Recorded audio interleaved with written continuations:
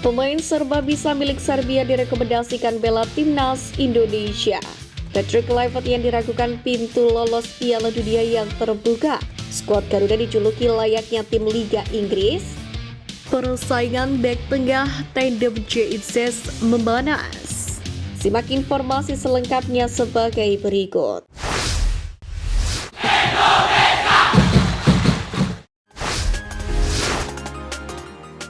Persaingan bek tengah tandem JIZ memanas. Kedatangan Patrick Kluivert diyakini bakal mengubah banyak aspek di timnas Indonesia terkhusus formasi yang dipakai. Anda menerapkan formasi dua bek tengah, JIZ diyakini menjadi salah satu yang mengisi pos tersebut. Kluivert sendiri mengenalkan formasi 4-2-3-1 yang berbeda dari pendekatan Sintayong yang dengan formasi 3-4-3 atau 3-5-2. Dengan formasi 4 bek yang diandalkan oleh Kluivert ini, hanya 2 dari 6 bek tengah yang akan dimainkan sejak awal.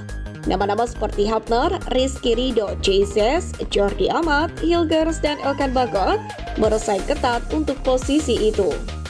Sebagai kapten, JIZ sendiri diyakini akan tetap memegang peran penting di timnas Indonesia era Patrick Kluivert. Apalagi dia juga bermain reguler di Venezia FC. Namun, sosok yang akan menjadi tandem JIZ di timnas Indonesia nanti masih sulit untuk diprediksi. Siapakah kira-kira yang pantas mengisi satu tempat tersisa di posisi bek tengah Garuda? Dalam hal ini, Hilgers, Ridho, dan Hafner memiliki peluang besar untuk bersaing memperebutkan satu tempat lainnya. JIZ, seperti Hilgers dan Ridho, merupakan langganan tim utama timnas Indonesia era Sintayong dengan chemistry yang kuat di pertahanan. Hilgers dan Ridho bersaing ketat untuk posisi bek tengah kanan, sementara Izes sering bermain sebagai bek tengah kiri. Sementara Ridho sendiri menunjukkan kualitas yang setara dengan para pemain naturalisasi, membuatnya menjadi kompetitor yang seimbang bagi Hilgers. Hilgers sendiri dengan pengalamannya di Eropa bersama FC Twente pun sedikit lebih difavoritkan untuk menemani JIZ.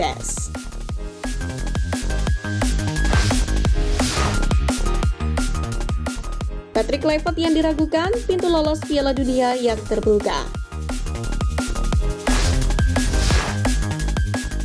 Pergantian pelatih di tengah-tengah perjuangan lolos ke Piala Dunia memang cukup membuat shock terapi banyak pihak. Dari pertanyaan kenapa harus sekarang, hingga gelombang penolakan dengan tagar #Patrick Kluivert out.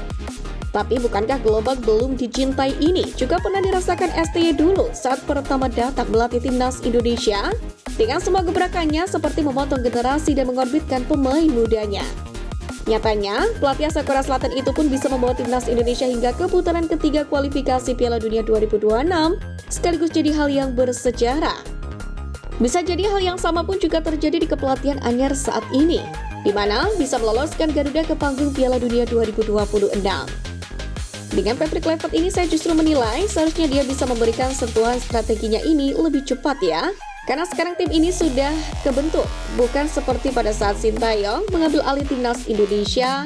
Pada saat itu kan masih minus lagi berantakan, ujar Bung Binder. Lebih dari itu, Bung Binder pun juga meminta seluruh masyarakat dari supporter timnas Indonesia untuk selalu mendukung skuad Garuda apapun kondisinya. Sementara itu menurutnya saat ini timnas Indonesia pun tidak perlu bermain cantik di dalam lapangan, namun harus meraih poin maksimal untuk bisa lolos ke Piala Dunia 2026. Pasalnya negara terutama di grup C ini yang bersama Indonesia sedang berjuang agar lolos ke Piala Dunia 2026.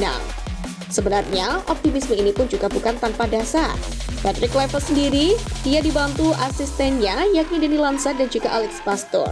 Keduanya sudah dikenal sebagai analis dan peracik taktik yang mumpuni di Eropa.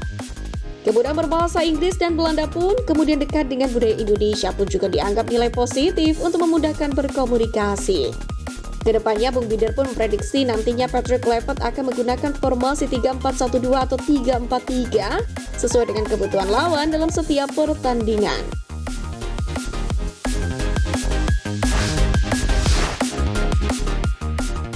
Pemain serba bisa milik Serbia direkomendasikan bela timnas Indonesia.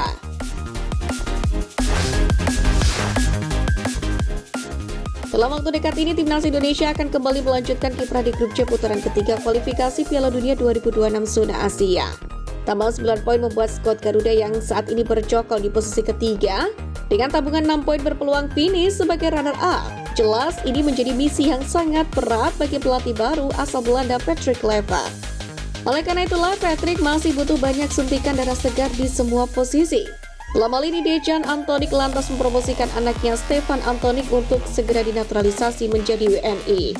Lewat kanal YouTube Sport 778 ini, mantan pemain Persebaya Surabaya itu menyatakan Stefan Antonik siap bermain untuk timnas Indonesia jika PSSI memberikan lampu hijau. Soalnya menurut Dejan Antonik, Stefan Antonik yang kini berusia 23 tahun dalam waktu dekat akan membuat keputusan bermain di luar negeri. Dejan Antonik dan keluarga sendiri termasuk Stefan Antonik selama ini memang tinggal di Hong Kong.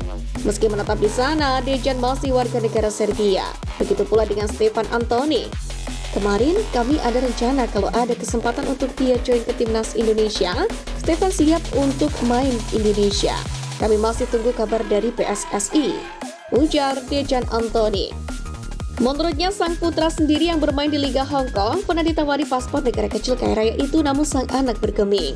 Dejan Antonik sendiri memastikan Stefan Antonik bukanlah pemain yang kaleng-kaleng. Bahkan ia mengklaim anaknya bisa menjadi racun bagi lawan mengingat potensinya yang begitu luar biasa. Sementara terkait posisi Stefan Antonik merupakan pemain yang serba bisa.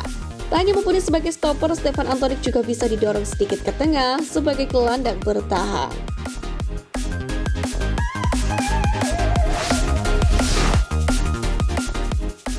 Skuad Garuda dijuluki layaknya tim Liga Inggris.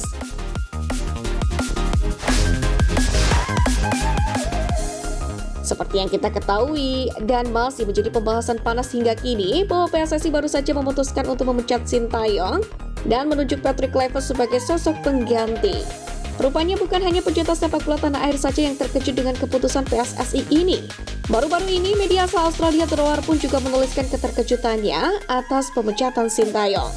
The Roar bahkan membandingkan situasi ini dengan kasus yang menimpa Jose Mourinho di Tottenham Hotspur, di mana pada 19 April 2021, Mourinho dipecat oleh Tottenham Hotspur setelah 17 bulan bertugas di klub tersebut. Menariknya, The Special One dipecat hanya beberapa hari sebelum laga final Piala Liga Inggris melawan Manchester City. Ini menandai pertama kalinya Mourinho meninggalkan sebuah klub tanpa memenangi trofi sejak 2002. Dengan kasus yang menimpa Sintayong saat ini, The Roar pun mengibaratkan timnas Indonesia sebagai Tottenham versi negara. Jika Tottenham Hotspur memiliki negara, Indonesia adalah jawabannya. Sulit untuk memahami apa yang terjadi pada Garuda, padahal tim ini tampil luar biasa di fase ini putaran ketiga. Demikianlah tulis The Roar dalam artikelnya. Masih dalam ulasan yang sama, The Roar pun juga menilai performa buruk timnas Indonesia di Piala AFF tidak bisa menjadi tolak ukur bahwa tim Garuda itu melemah. Lebih lanjut, The Roar kemudian menyoroti, timnas Indonesia tidak akan mudah karena akan melakoni 4 pertandingan sisa dengan pelatih anyar, yakni Patrick Kluivert.